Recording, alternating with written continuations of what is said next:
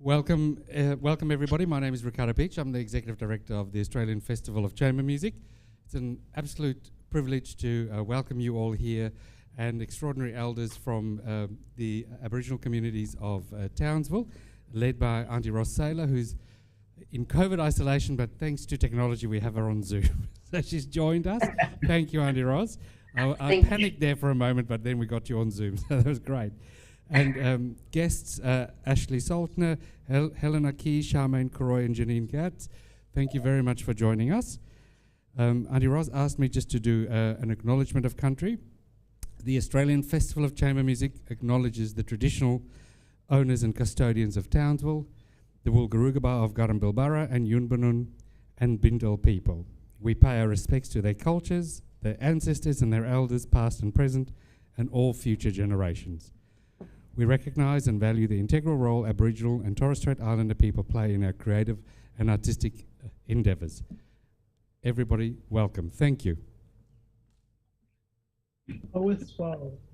Thank you, Ricardo, and hello to everybody there, and thanks to our panel who's joined in here today, and with Ashley, Janine, and Charmaine, and Sister Helen. It's just an opportunity again for us to be for our voices to be heard, and I think just this opportunity, it happened. We were doing a yarning circle out at the Palm Creek Festival, and Ricardo had stumbled across our conversation. He was coming over and joined in, and thought the discussion that we were having would be a great place to have a bit of a forum through the festival. And I think for us the build up to is to get to talk about the Uluru Statement from the heart. But I think first and foremost, we would, like to talk about the 65,000 years of where we have come and what has happened. We can't capture it all in this time, but planting the seed is all about what we can do here, is having this open discussion between our panel. But before I do that, before we get into any discussion, I'd just like our panel to introduce themselves and just a little bit of background and of their background of who they are, heritage and so forth. So I might start with Janine first, if that's okay. Hello. Thank you, Auntie Ros, for inviting me here, and thank you all for this opportunity to speak to you all today. My name is Janine Gertz. I'm a Googabudin and Nudjinji woman who lives on in Townsville on Wulgurukaba and Bindal country. I work for the University of New South Wales. I'm a lecturer at the Newgilly Centre for Indigenous Programs, and I'm also a researcher at the Indigenous Law Centre. And the Indigenous Law Centre at the University of New South Wales is heavily involved in the technical advice that's involved with the referendum and the Uluru Statement from the Heart. I today can draw from my doctoral thesis studies, which is on my people, which is the title of which is Googabudin Sovereignty, Self-Determination and Nationhood. It's just a pleasure to be here today, and I'm looking forward to having these discussions with my brothers and sisters. Waramuli Yundu Yalada in my two main greetings from Birigaba and Eastern Gugayalanji language. I'm Charmaine. I'm mother of 5, eldest of 5, and I'm a community person. Doing a lot of women's business at the prisons and working alongside Ros with the Cultural Centre, Big Eye Cultural Centre.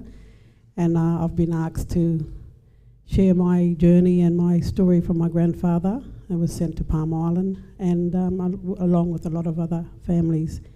Thank you. Hi everyone, I pay my respect to the traditional elders and owners of this land that we stand on. My name is Ashley Saltner. I'm a Wululu and Jakunda Jangri man, and Bidjara and Gungaloo. Gungaloo is on Warrabinda, where Mindamin kangaroo sit down. So on my mother's side, my dad's side is Jakunda, Jangadjangri, and Woolawuli, which are the Great Dividing Range, which is we are one of the main tribes for the Bunya Mountains, to have the big festivals of all the tribes coming from North and New South Wales and Central Queensland area and Southeast Queensland area.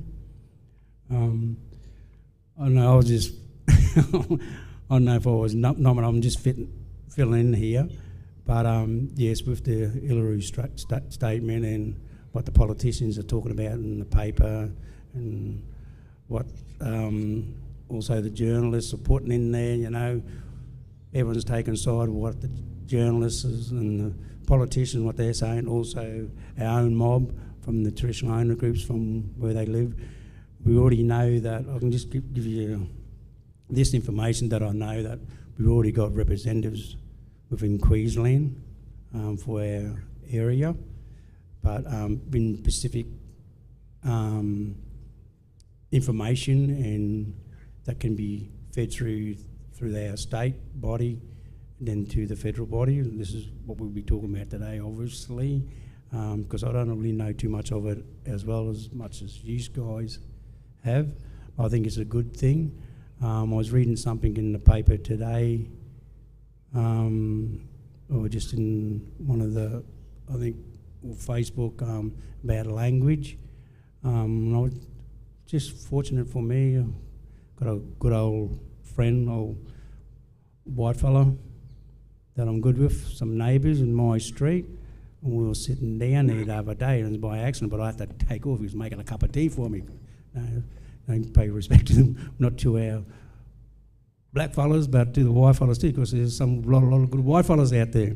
He wanted me to sit down and have a cup of tea with him quickly, and he was talking to me about language, and it was around about in the early 60s he was saying about, I said, it was just funny that he brought that up, and I said, it's actually, it's one of the government didn't put any of that language of the black fellas into the system way back then in the 60s. So the government had plenty of opportunities to do that for our mob. And so the mainstream society or community can understand who we really are. So it goes right back then. And especially when he said that to me, and I reckon that's a good point. And I'm sure there's a lot of users sitting in this room here today, because he's about 70 odd, late 70s I think he was. And this was only yesterday we had this conversation. We weren't talking about the Uluru Statement, nothing, we were just talking in general, because his father was in World War II, because he's a historian, this person I was talking to. They're pretty well known family in this district, right across Burdekin, Proserpine, and out west. They're both school teachers.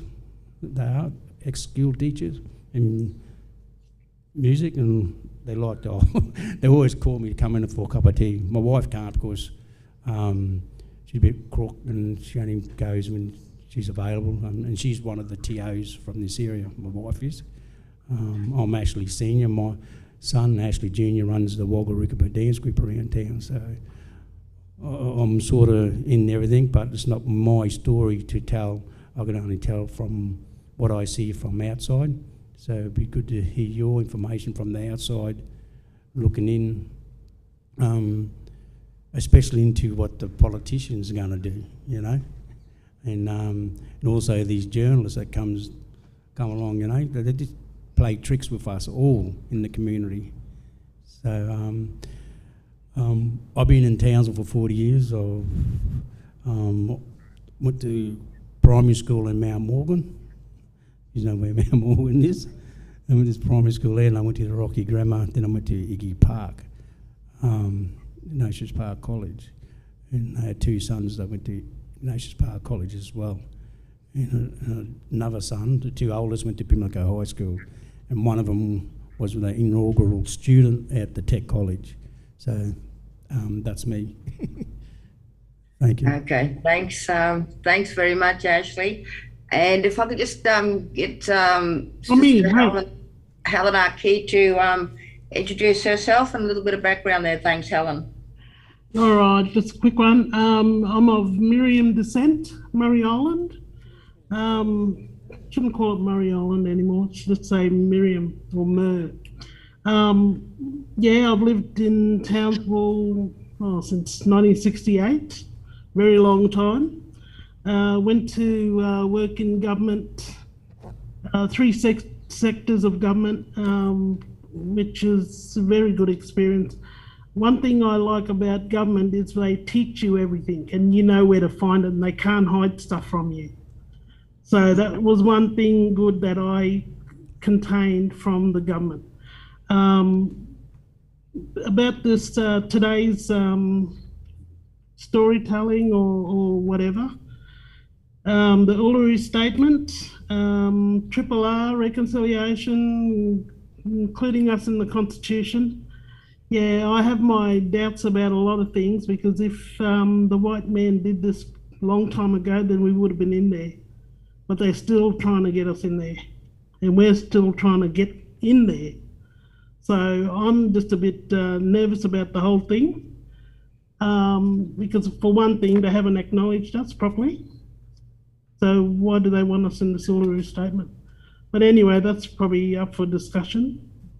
But historically, I've lived in Townsville for that time anyway. I've been to school here, have got a lot of Aboriginal friends, and then, you know, Torres Strait Islanders right across the board. So, yeah, right around the region. I've been to nearly every place in Australia throughout my work life and remote communities, you name it.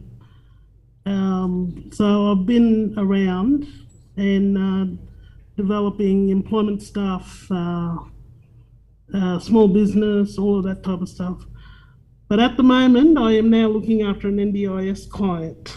So this is what has been taking up most of my time. But thank you, Ross, and I also acknowledge the traditional owners and also sister there, Janine, from your mob up there. Yeah, thank you. Thanks, Helen. And I think just, yeah, for myself, I've been in Townsville for 42 years almost. Cloncurry is my birth town. I was born in Cloncurry, but I moved here with small children. My heritage is Kuku-Yalanji from my father's side, and I'm Wainyi from my mother's side. So landmarks for Yalanji people is Mossman Gorge up in the Daintree, and for the Wainyi people, we'd go over into the Northern Territory border. Butchimala Park is our landmark. And I've been in Townsville for that long, and I think for me coming here as a young mum, I was about 23, so it's about 42 years now. And I think for me, growing up in Townsville, knowing the history and the background, and you know, with Townsville, I keep thinking of the 1967 referendum. You know, you back the truck up there, that's 55 years ago. And for me, 55 years ago, before, I was born in 58. I'm giving away my age here, well and truly, but you know, we think about that then, we thought that was going to make great big changes and we were all moving forward as a people.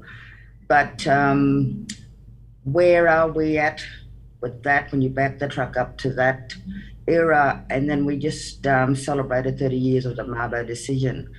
So I think of the time when I was born, I was born under the Act of the Flora and Fauna, not citizens in our own country. So we became citizens in 67, yep. And then in 1992, with the 93, with the Mabo decision of the terra nullius. So it's sort of what comes first, you know, the horse and what goes first, the cart or the horse. So the way it's all happening now is, I think for me, and seeing this process of 50 years and 30 years, and with where we are at now, with the Uluru, the statement from the heart, a lot of people, there is a lot of mixed feelings about this whole process. And I'm just, I think this is where like people such as Janine, who was involved in a lot of the processes when it first all started, could really add to a lot of that as well. But I think just for my generation, I've got 15 grandkids, 5 adult children, and 7 great-grandchildren. And I asked the question of how much longer and how many more years does it have to take before we can all walk together in this country? Is it sovereignty, is it treaty, or is it this, the statement of the Uluru now? So that's a big discussion, and I think it needs to be a two-way discussion, even for today with our audience that we do have there.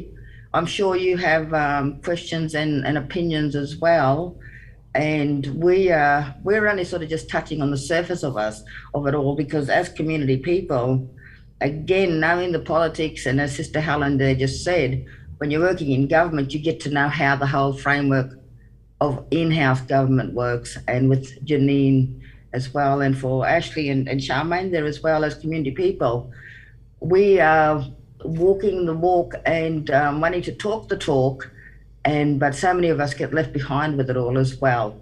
But I'd like to just put it back to Janine. The process did start here in Townsville, of how she became involved in that very beginning of it all. Okay, Annie Rose, I can explain that. I was asked to be part of a organising committee to help organise the Cairns Regional Dialogue, which fed up to the national conference. The Cairns Regional Dialogue was hosted by the North Queensland Land Council, and it was a partnership between the North Queensland Land Council and the Referendum Council.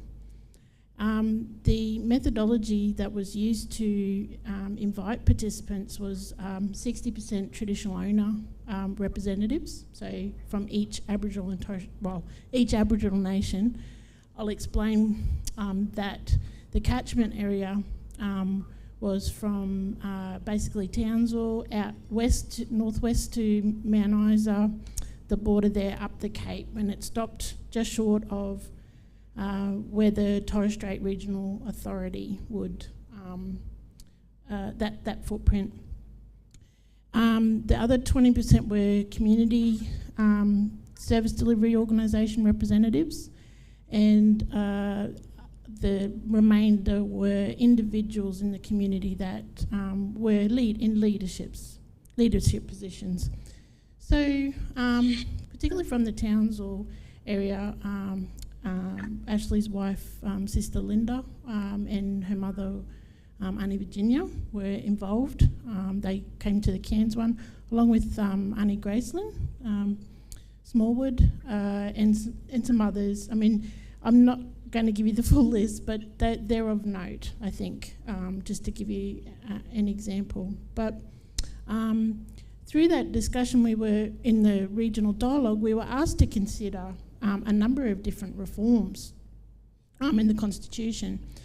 And it was also to consider a proposal to actually just be recognised in the preamble of the Constitution. And actually out of that dialogue, it was a resounding rejection of that proposal. Do you remember the referendum that question that was in 1990s, where we were? It was alongside the Republic discussion.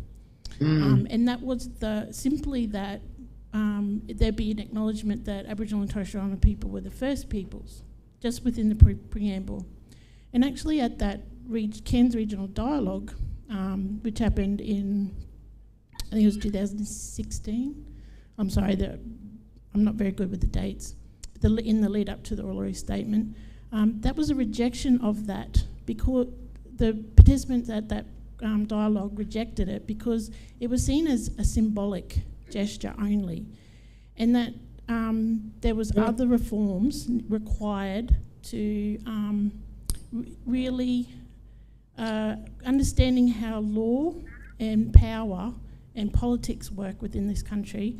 There was other serious proposals put forward, which was one leading up to the national decision to have a constitutionally enshrined voice to Parliament.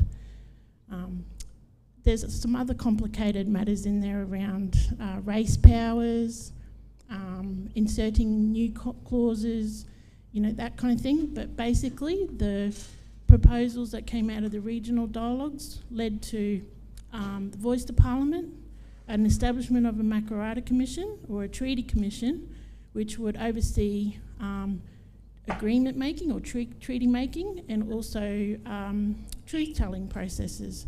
And there was a really strong message from all of the participants particularly at the regional dialogue, that there must be localised truth-telling to be able to have that understanding of what's actually happened to Aboriginal and Torres Strait Islander people since colonisation. What are the true impacts, and in that being the foundation for the negotiations for potentially treaties. I think that's a summary of it, Arnie. Ros? Yeah, thanks, Janine. And I think because we are really moving forward in truth telling. You know, there's been so much happening, and we now have an audience who are really wanting to listen to what we have got to say. It's the first time it has already created that voice. We are now having this voice to be able to feel free to be able to talk about this, to be able to gather an audience in with us to listen. And that's why, going back to the Palm Creek discussion that we had just in a little gazebo with a tarp on the ground and some cushions thrown around, just some of the stuff that we were sharing, Sister Charmaine and I were talking about the removal, the Flora and Fauna Act, that we were not citizens in our own country. It just shocked the small audience that we had there. People had not even heard these facts. These are everyday things that we live with, that we share with our children. They all know this. And yet for our small audience there were a couple of ladies that were brought to tears because they were just so shocked and blown away.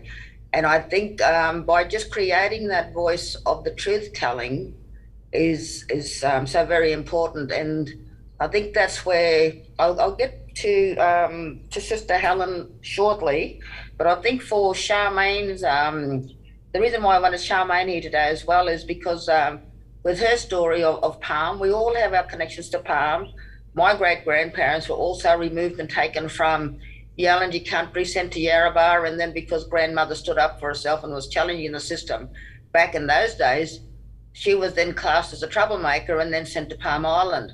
But then my grandfather actually broke away from there. He escaped from Palm and went to Ayr he found himself some work, and because he proved himself then as an acceptable person who was going to show that he could work for himself and support his family, the family was allowed to join him from Palm in Ayr then, and that's where my father was born. So I think with Charmaine's story, because there's a lot of her family who's been there. So Charmaine, did you want to just add some of your stories on Palm, because it's so close to Townsville here, and I think it just brings home close some of our stories for a lot of our families here. Yes, thank you, Sister Oz. My grandfather was born in 1905 in what was called Bell's Gully in Bowen, which is now a golf field, golf course, and his second brother. And his parents were removed from the Whitsunday Islands with Naro as a traditional language name, and also Gia country, which goes on to Proserpine. So they were forcibly removed and then packed up and sent to what is now Mission Beach, which was Hulls River. And from there the cyclone came along with a lot of other families. So they've missed out on having that connection back to the islands. So now we are having that connection back to the islands and sharing that with our children and grandchildren. And then, sent to Palm Island. And then my grandfather was part of having to help protect the community and given a rifle to protect himself with some other locals, and asked the superintendent then to not to harm their community. So he had to then self-defense himself and shot the superintendent back in 1925. He was only 25, yeah. So then he was jailed, and then a couple of months later he was set free. So there's been a book about him. My mum done a book and a short film called Straight from the Yaraman's Mouth. So we have to tell our children that what happened. And it's very emotional when you talk about your old people and what had happened, and how we got to tell our children now to fit into society, and how we have to retrieve our language and all the trauma that they went through, and how my grandfather lived till 94 with one leg and one eye, and he was still telling stories up until the last day, till he got sick and he couldn't talk anymore. But it took him quite a few years to share the language, because the superintendent thought that they were going to plan something against the superintendent or escape, which would be escaping from the island, which is 72 kilometres away. And yeah, they had to go back and do research and go back down to the traditional lands of Juru, Naro and Gia, and go and look at significant sites and women's business and men's business. So for me to understand what this constitution and what the government is wanting us to do, are we going to lose all of our rights back to on country to gather, hunt and occupy, as in, like for me, for native title, we've gone through one determination, which you can't do much other than that, what I just said.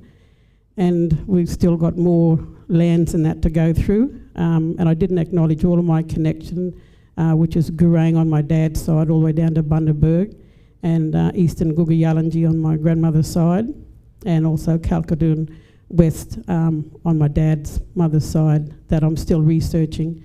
And there isn't a lot of our history documented. It's what was given by the superintendent or whoever helped fill out forms for our old people. So we're still finding out that in our family research of who we are and where we come from. And I've still been doing that on a daily basis for both of my parents' sides of the family. So I'm here too to listen and to learn and to be a voice and to carry on, because I'm now a great-grandmother of some four children.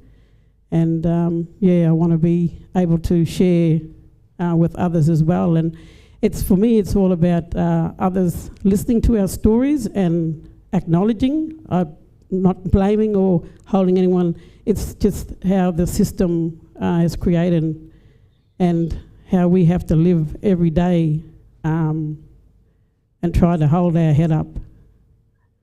Thank you. Thank you, Charmaine. And I think with our stories right across this whole country, to make these decisions of where are we heading now with this with the Uluru Statement from the heart, how is that going to fix?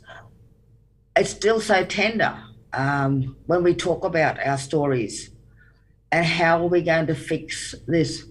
Listening to the Prime Minister the other day was talking about this really has to be thought about so hard, and there's so much more to do.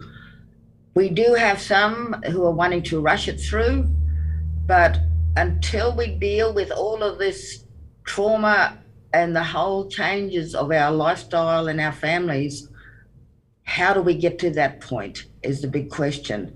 It's still a long, hard road, and it's great we have a government in there now who's wanting to support this, but there are those who say, yeah, once we go into this constitution, because Australia still is under the British, and are we going to become British subjects then?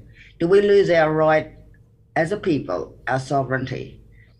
Where do we fit? Where do we come out then with that? Do we give that up to be able to put into the Constitution? I might just go to Sister Helen just after hearing some of those stories there, because I know you've got a great knowledge of Lieutenant Cook, Captain Cook, when he first came here and when they claimed the land in the name of the King. Then he had to come back the second time as a captain to be able to fix what had already happened. So is there anything that you would like to add back into the history of some of this stuff, Helen? Yeah, I think, well, just talking about Captain Cook, he was a lieutenant when he came and discovered Australia. And under that banner, no lieutenant could capture any land. So that's why he went back, and his second voyage, he was a captain. He was, knighted when he went back. So I don't know whether he'd done that or they'd done that the second time around for him to actually get that and contain that. But, a lot of the stories coming out of the logbooks, there was a mate, I think, on the ship that actually wrote some statements as well, and the banks kept records. So it's just researching and, going through, was he able to capture Australia at the time? And why did the Queen claim Australia? And then there's talk about the Proclamation Act that was made up to capture the Torres Strait Islanders or the South Pacific Islanders under that.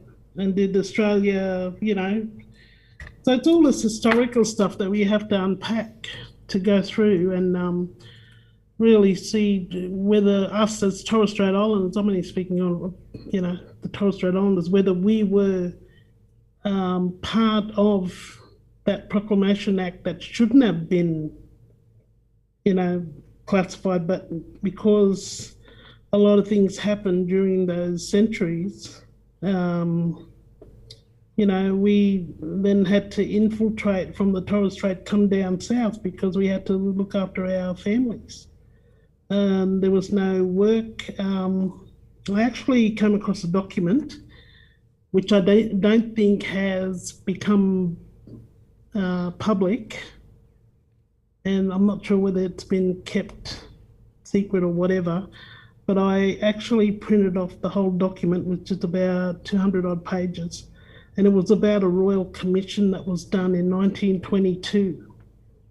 And in there, they talk about blacks, they talk about natives, and this is the minister at the time, which I think was a Labor minister. And what they wanted was they wanted white people to go up to the Torres Straits, take over the fishing, the pearling, because when they were over in France, they could see that all the pearling was coming out of Australia along the top part of Australia, as well as, West Australia, and they were selling for high prices in the UK, in Europe. So they'd done a Royal Commission inquiry in regards to that pearling and the beach demur. And one of the comments which really irritates me was the minister at the time said, why aren't white people taken over the Torres Straits? Because it was reported by the head honcho, and the protector was also interviewed at the time.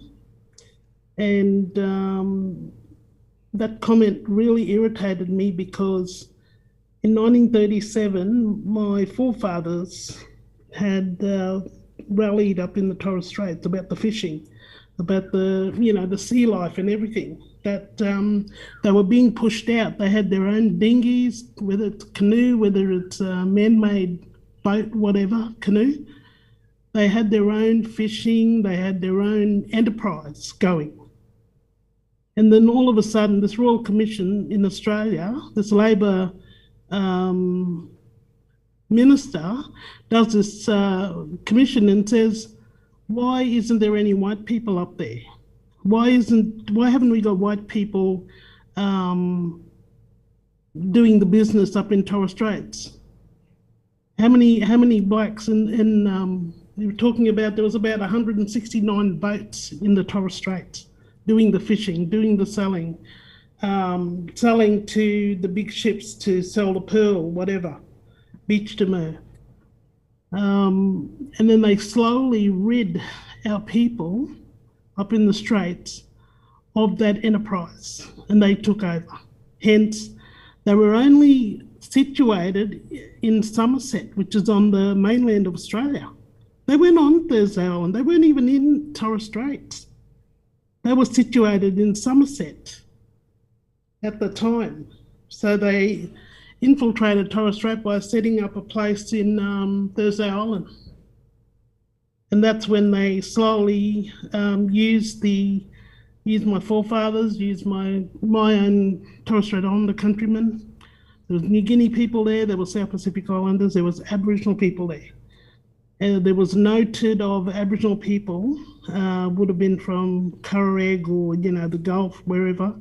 They were also in the Torres Straits fishing, making money, making business, selling to survive. So, and then all of a sudden we have all these people come over and take over the Torres Straits. So this type of documentation that's been written by public servants that I came across really, really irritated me, because the way they talk about us, I know this is in the past, but it's how they took over a community that we were already out there fishing to help to survive, our families, growing our families, all of that.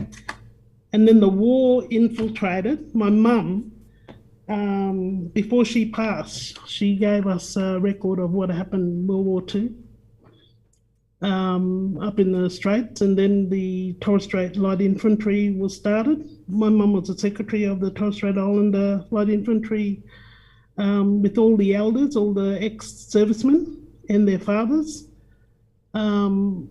And they got compensated the lousy $7,000 from the Department of Defence. Everybody, some people know about that. I've still got all the documentation, as my mum was a secretary at the time. And so that $7,000 stuck in the government's head. So when we went to be compensated over the wages situation, that first payment we got was $7,000. So everybody knows about that. But, there's all these things that have been going on, and now I'm wondering why you want to set up the Uluru Statement, or why should we have this? You haven't even included us in the first place. If Labor government was committed, how many times have they been in or had the reign of this country, yet they've done nothing before, and now they're only talking about it now? So it's all of these things. I've got a lot more stories to tell, but I'm just, I don't know, I guess I'm just upset that, the Uluru Statement is still going. We talked about it last year, the year before. My brother was involved in the Uluru Statement. He went to Uluru for that. But yeah, I didn't know too much about it then. I still don't know too much about it. And if Labor wants to do something about it, sis, they've got 4 years. Yes, that's right. And look, I think talking about, there's so many documentations, there's so much within our education system that, for people to make an informed decision of where we are heading, we've only touched on the surface of our stories of what do we really want. People ask us, what do we really want? And fair enough, you had a delegation of people all coming together and putting this forward to the government. But then there are those of us on that grassroots level who were just, the everyday person cannot still grasp such a document and again, we just go along with the flow. And so it's going back to, like I said, the 67 referendum. 55 years, we thought great changes were going to happen. The Mabo decision, but that was watered down so much that now once the determination happens, like even for my mother's country, the Wanyi people, and for every other nation, you know, we get it given to us in one hand, but then it's given straight back to the government again. So we can't, no economic thing out of it all. So it's, again, we're sort of running round and round. We've got our generations of young children coming through and trying to understand this whole big picture of it all. I'm just thinking of Ashley there. Ashley, is there anything else you wanted to add into the discussion?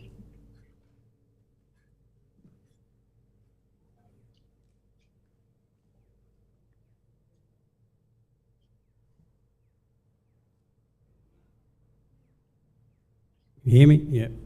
And Yeah. I was just talking about, of course, the voice.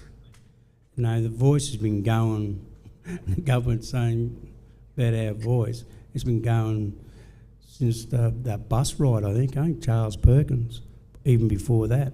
So our voice has been out there a long time. Why haven't the government listened? We all know the reason why, and we all know, as all Australians, you know, things take time, we'll get there, but I think all Australians are sick of it now. We're tired of it. You know, it's equality right across the board, and this I mean about the voice. You know, voice has been going on forever.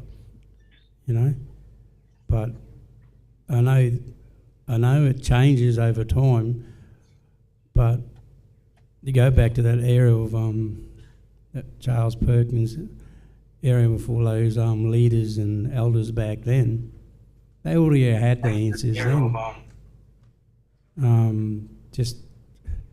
That's what when I met Charles Perkins on the steps out the first time I met him was up, what's the street there, Walker Street there, where Centrelink, the new Centrelink, when they opened that building up, probably a couple of years before he showed up here. I'm glad I met him.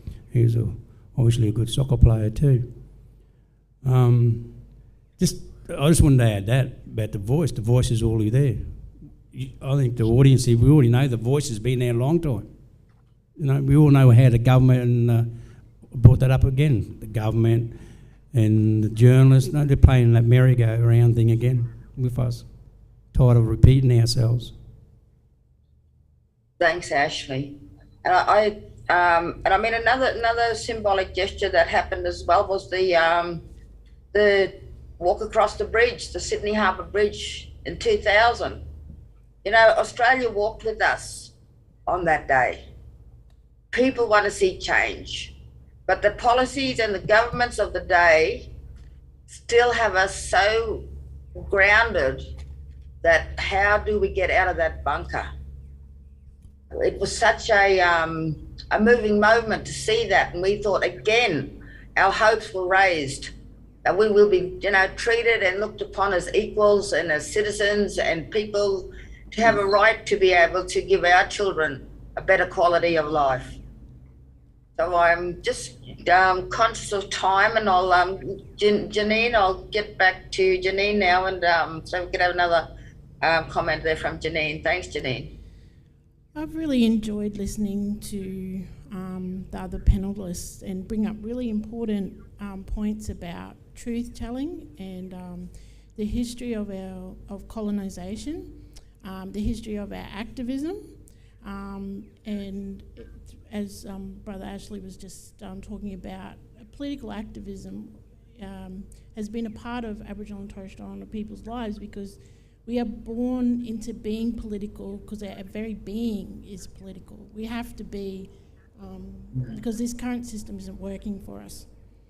But I think the real point of the Uluru Statement from the heart is that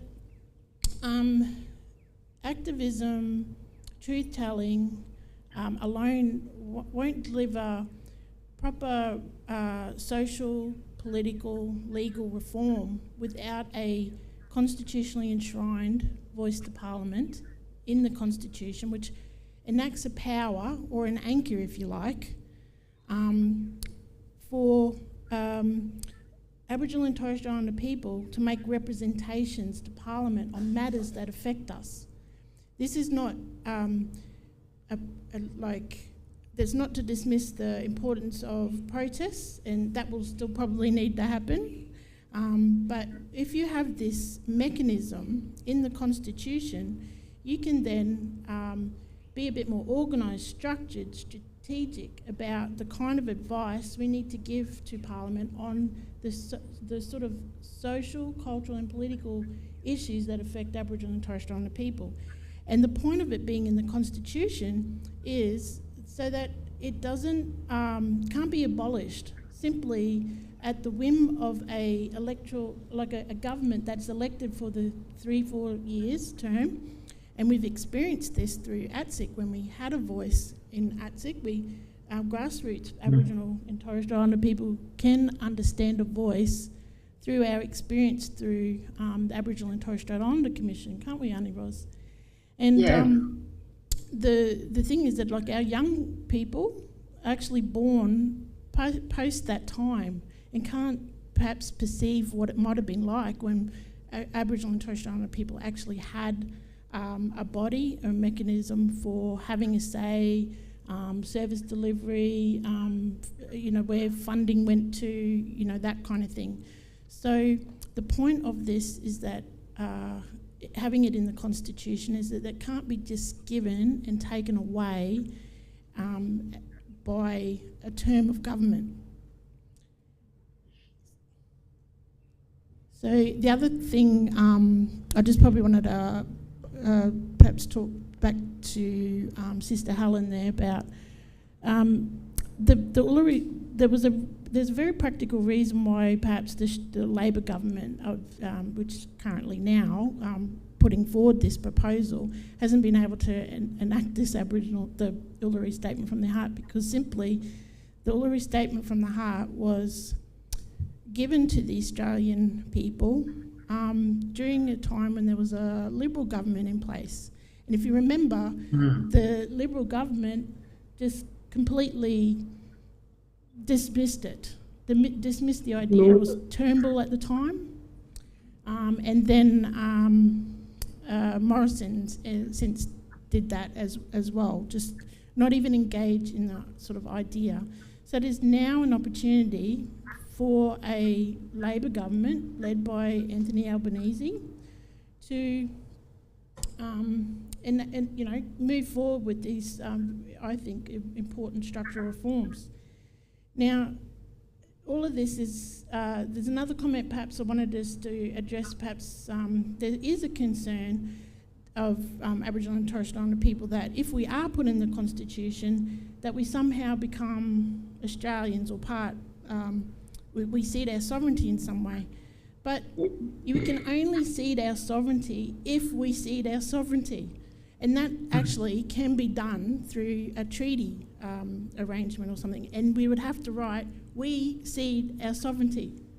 What a treaty does, though, is set up a relationship and an arrangement for two legal systems to interact with each other. And when I'm talking about two legal systems being our legal system, Aboriginal law, and the Australian legal system. And the effectiveness of all this really depends on the political pressure, how organised Aboriginal and Torres Strait Islander people are on our side of things to be able to interact with a very powerful institution like the Australian state. So in all of this, Aboriginal and Torres Strait Islander people, through the voice, will need to exercise a sovereignty attitude. We will need to be capable in our governing institutions at the national, regional, local level.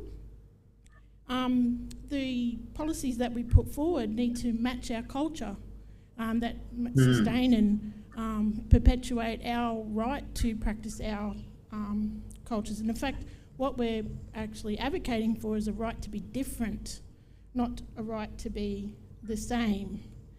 The voice would need to operate in a way that there's strategic advice given to the Australian Parliament. And of course, all of this depends on all of our leaders at in our community, at the local, regional, state, national level, having a publicly spirited community leadership, so that having the what's the word? Having the doing things for Aboriginal and Torres Strait Islander people in the right way. It is possible, and it's going to take a lot of work. And these kinds of things is about doing this over decades of work. It's not going to be the answer in 1 year time, everything's fixed. That's not going to happen.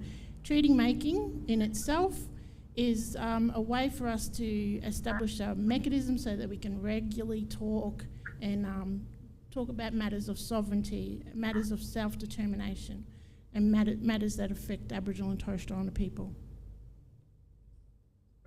Yeah, very good, Janine. Thanks for that. That would just sort of, putting it like that helps with with the audience listening there, and hopefully for our with some of the questions that I've been asked of if we do that, then we become British subjects. We give up our sovereignty, but it's that we as a people as well, our voices are getting louder. As Ashley was talking about, the voice has always been there, but our voices are getting louder, and we are getting louder, and through our generations of our young people.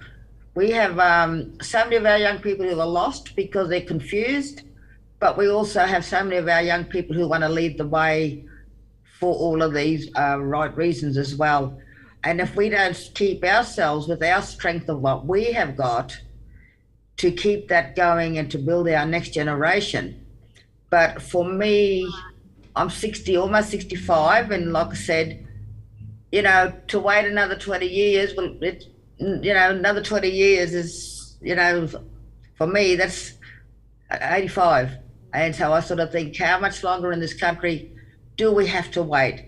Like I said, I look at, when I do my cross-cultural training talks, I look at I get a length of string, 65,000 years, and on the end there's two little knots, one of 250 years of colonisation, and the other one is of federation. And how small is that within that time frame of who we are as a people? We can never get back to our traditional ways, but we do have so many people who have our cultural knowledge, and that we are still living and breathing it. We do have the obstacles that confront us. Since native title, with a lot of the landowners, pastoralists, when some of that came out, if we could have connection to country where we need to get our traditional ochres, our bush tucker, that was all taken away with the rule that the government of the day then put in place, that for people on the land who had property, who had lived there for 100 years, had more rights than us in 65,000 years to be able to go and get our stuff to do our ceremonies with. So keeping that disconnection was again dropped right at our feet of disconnecting us from our cultural ways. So again, we still have all those obstacles to get through, but we have to keep the dialogue going and using our forums such as this, and for our audience, and hopefully we have an audience. I know we're going Facebook Live as well, and so hopefully, with today is all about planting that seed and some food for thought. And I always say to people at the end of the day, you go away and share that, what you've heard today, or anything you want to open up for discussion with 10 other people. This is how we're going to make that voice get louder and louder. And I find in Townsville, like I've been here 42 years, in the last 6 years, I find Townsville is a place where there is change. We have people who are walking with us, talking with us, sitting with us, and eating with us now. And for me, we've come a long way, but a long, long way to go still. And is there any sort of final words that anybody would like to add to this? Helen? Yes, I would like to add. Look, I am a bit hesitant with any of this stuff.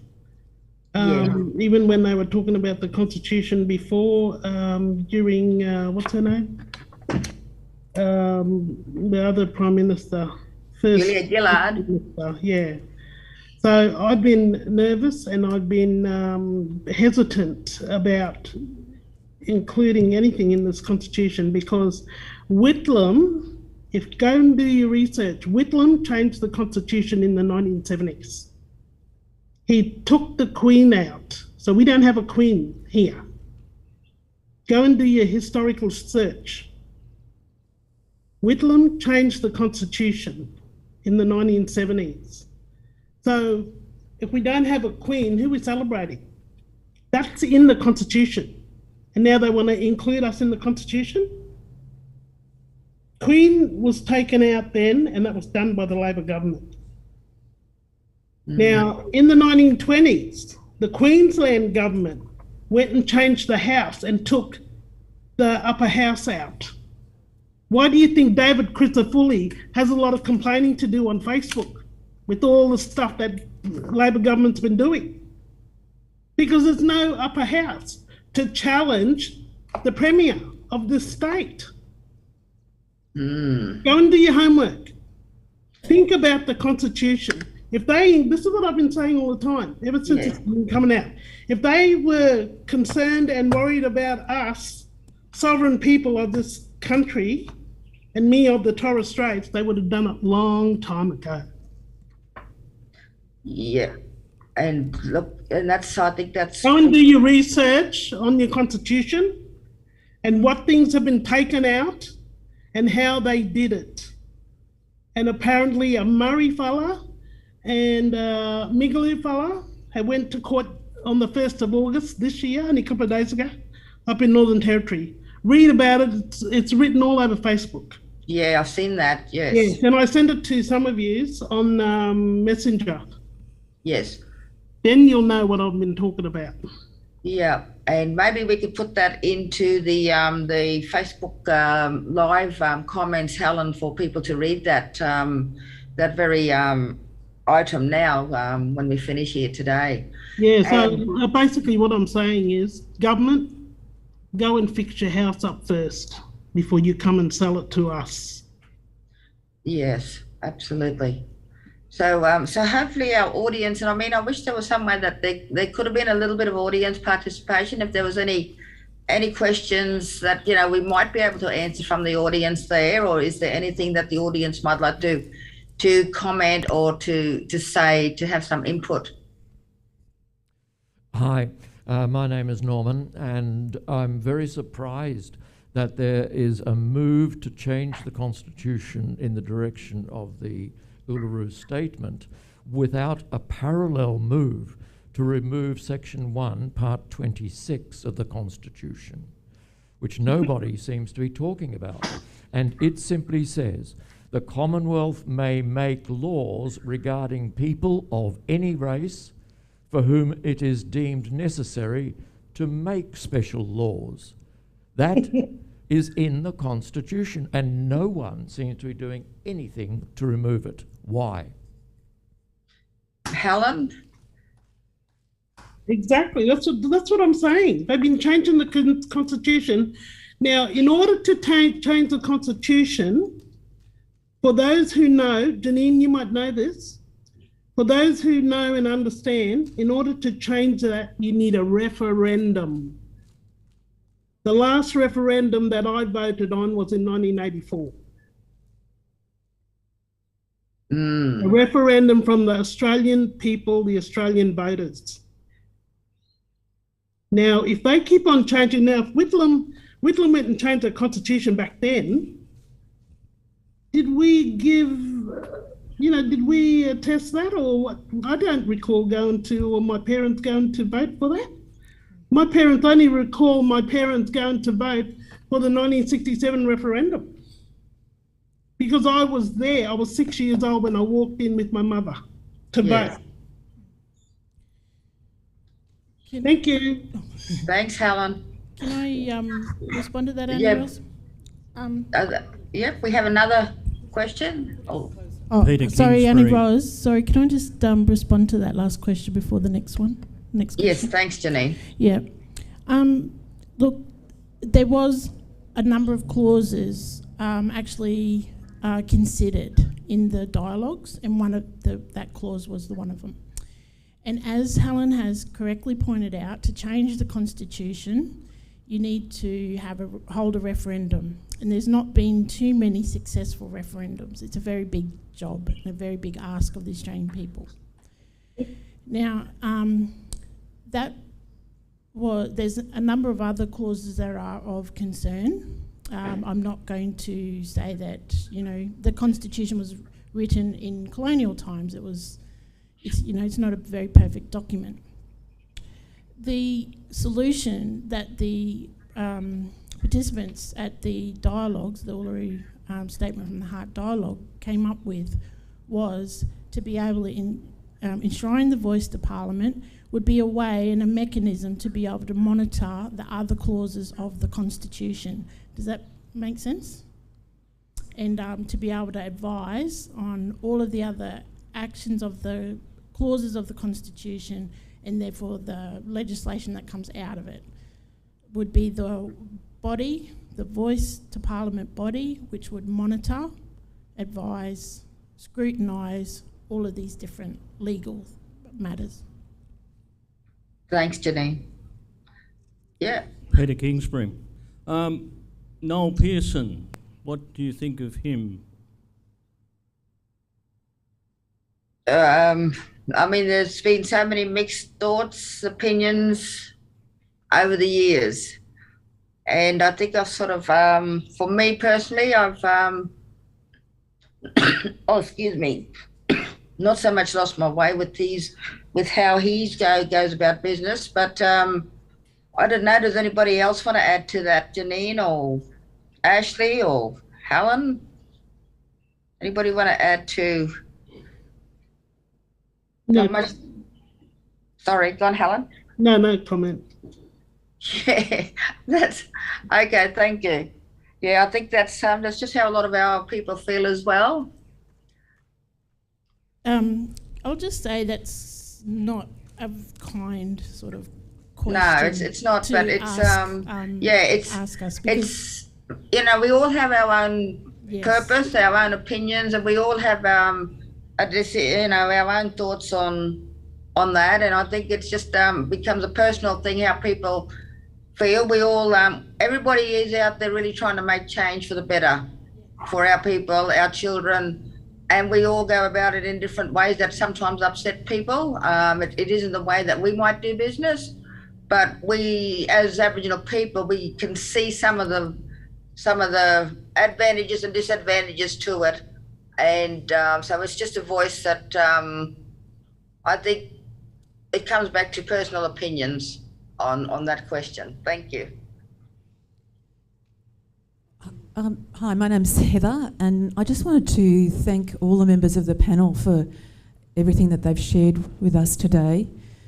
It's very sobering, I think, to hear how sceptical some of you are about the potential for the voice, but also completely understandable given how little change there has been over the decades. And I just suppose I would like to think that more white Australians like myself are really, really trying to listen and open to listen and caring about the stories and the truths that you are telling us. And want to say thank you. Thank you very much, and that's exactly why we as a people, in any kind of forum, like I said, just sitting around out there at Palm Creek on the tarpets of cushions, it's bringing up anything for discussion. We're always open for discussion and anything to shine a light on any questions. Well, some people just don't know, just some of the. Like I said, going back to the lady who just didn't even understand of what it meant to me as a young girl of 9 years old, that I was still born as under the Flora and Fauna Act. And so it's just those sorts of small things, but that make a big difference. on perspectives for people. Thank you. Yeah, we have a question. Yes, Peter Kingsbury again. Would you like to comment on Paul Keating's Redfern speech, or maybe even about Eddie Mabo? Okay. Anyone else want to go before me, or with the Paul Keating speech of 1993? No, you go. Okay. Well, I use that in my talks. I think for me, the reason why I use that video is there may have been others before. I may have missed something, but that's the first time that anything's come from the government of the times of Australia to come out and say it was us who took the children. It was us. It was that full acknowledgement of everything that we as a people had suffered under since colonisation. So for that speech, I will share that and have that as an open discussion and a debate for people to have a talk about. So I rather keep watching that and sharing that speech of Paul Keating's.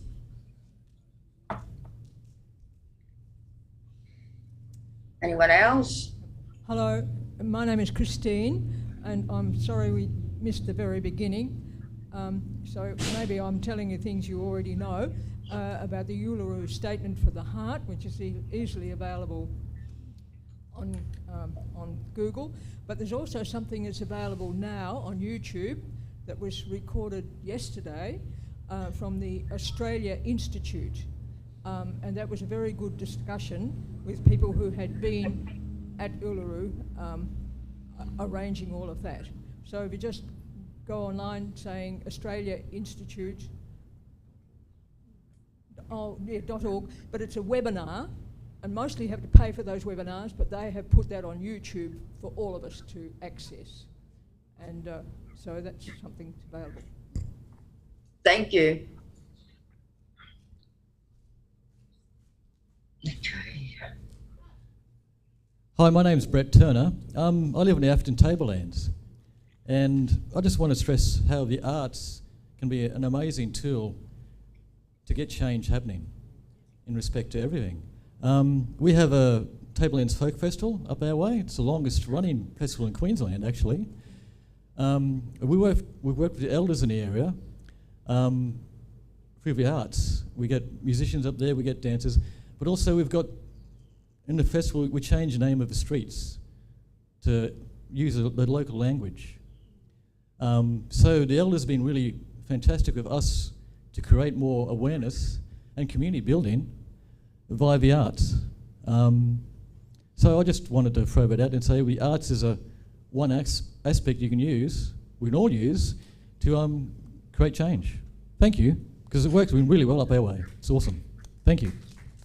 Thank you. And I think that's a really, really, really great point, because talking with, working with Ricardo and Hillary and Kyle from Dance North, with us as Big Eye Theatre, that's how we've really come through in the last 5 years.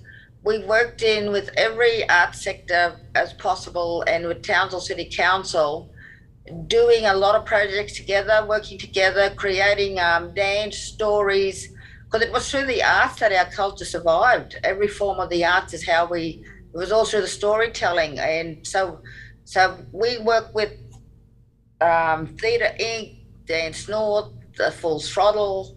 So every sector in the industry of the arts is how we're making change. So for Townsville, yeah, it's been great in the last 5 years of being able to accomplish that. Thank you. Do we have one more Yes, speaker? hello, my name is Bill. My question is in relation to ATSIC. I think the mainstream media at the moment is potentially rewriting history around what ATSIC achieved, and I'm just wondering whether there might be some comments from anyone on the panel about what other learnings from ATSIC and what should we be taking forward in relation to those learnings about ATSIC. Helen, can I put that one back to you? Let me see. I was a regional councillor here in Townsville for one term. Thank you to the Aboriginal and Torres Strait Islander community that voted me in. There was good and bad.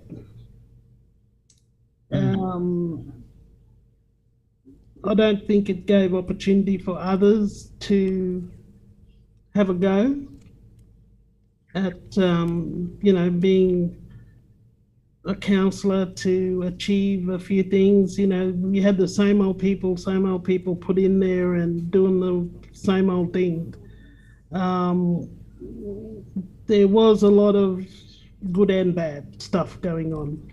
Some of those organisations that were funded through ATSIC, some of them still exist now. A lot of them was abolished when they abolished ATSIC.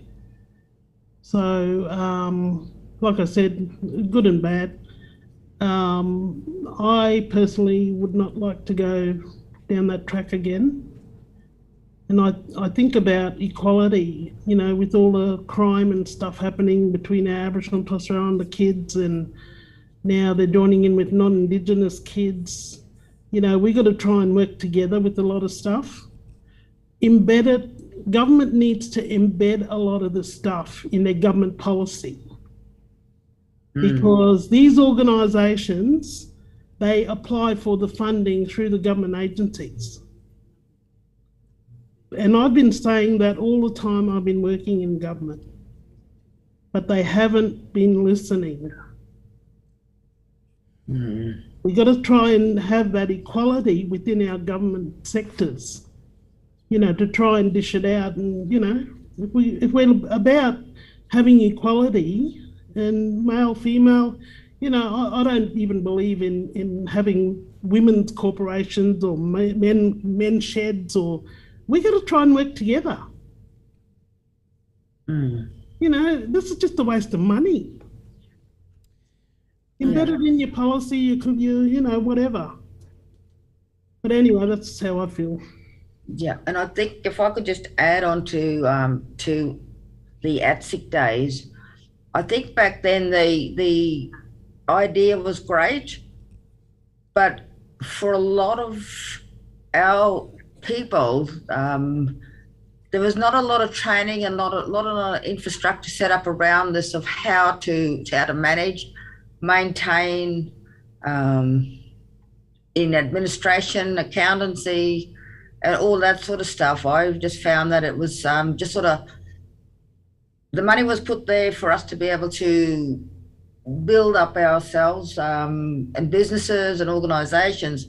But for me personally, I just felt that there was not a lot of support, and when it was set up for us to be able to progress and develop great projects and programs out of it. I say today, because of all the stuff that we do in the community, I sort of think back to, well, I wish it was ATSIC Day, so, we could make sure that all the stuff that we're doing now, that it will be around for a long, long time. And one of the things that a lot of our organisations done back then, because it's in Townsville, we find, because I've got so many grannies, and we all do, our children to find employment is really hard. And when we had a lot of our organisations there, our children would leave school, and it created an opportunity for them to go and work within our organisations to develop skills and to be able to do that. So for me, that's one thing that I felt that when we lost a lot of our organisations, a lot of our children weren't given opportunities to be able to be employed through mainstream companies and businesses. And so our organisations were there to be able to support our young generations coming through. So, so anyone else want to add about the ATSIC days, or Janine, Ashley? Annie Ros, can I? Yeah. When I was a little bit young when probably just entered into the public service when ATSIC was starting it was being disestablished. But when I review history and read about it, all the narrative that's been built up about it, and good and bad, I actually, when I think about it, I see an enormous double standard of the Australian government in how that they have talked about ATSIC and what it delivered. Because we don't see the dismantling of the Australian Parliament when we have an incompetent Prime Minister. We don't see the dismantling of a government department when they've stuffed some sort of program up. Yet, Aboriginal and Torres Strait Islander people were held to a different standard. And I challenge anyone to reveal what corruption charges anybody in ATSIC had actually answered or were found guilty of. You know, there was lots of stones thrown, shade cast, you know, all of that kind of thing, but no more than the actual Australian government. That's how I see it, Annie Ross. Yeah, and I do agree, because it is, and you often wonder now with the governments of today and a lot of the corruption and stuff that's coming through there, and yet these they're still allowed to continue. So I think you know, it's, I know I'm just again conscious of time, but again it's we'll start to wind up now, and I think I'd like to really just thank Ricardo for giving us this opportunity, and a big thank you for our audience today for coming along and listening to our stories and being a part of today's discussion. And if there's any final words from Charmaine or Ashley, because we've is there anything that you would like to just finish up on now?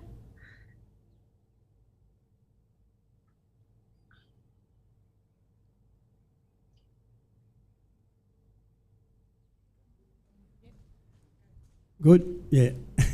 I'd just like to say, just talking about that ATSIC, it was disbanded in 2004. Correct me if I'm wrong or right there. I actually went down there, so I should know. I went down there when protesting against the government closing ATSIC, and there hasn't been anything since. So it just says what Janine was saying, and it just says everything about the government, what it does, not just to the Aboriginal and Torres Strait Islander community, to other communities like us. They just go into a train wreck themselves, and they forget about the part of the community, you know, and it's just difficult. I don't say I worked in the radio, but I'm involved with the radio, 4K1G here, and my wife was a manager there. We went to a couple of meetings.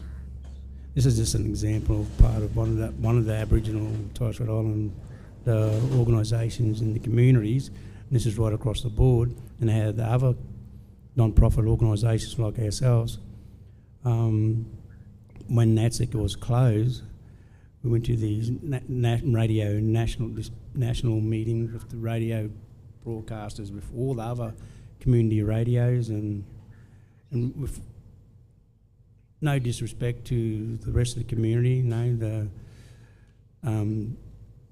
the other migrants and obviously the mainstream community with their radios, the Christian radios, all that. You go looking through it, and you see we used to be up near the top because we were going good ratings, and I don't know why we're still there. But when went to the meeting, this is in the 90s now, we're down the bottom trying to get this money, so we're getting the scraps, you know. I suppose I don't want to be kicking cans here or anything, but just about the ATSIC, it just shows, you know, that's politics, as everyone says, but, you know, and I can cop that on the chin, but like we said, it's that voice, but the voice been there a long time. Go back to that again. See, we're just going back in circles, you know. The government really got to get themselves right, you know, and then we'll give them the answer. The Aboriginal and Torres Strait Island community will give them the answer, you know. And just to say about the Uluru Statement and communities, but a lot of this stuff, what hasn't been said here is about this got to go back to the TOs, traditional owners yet, you know.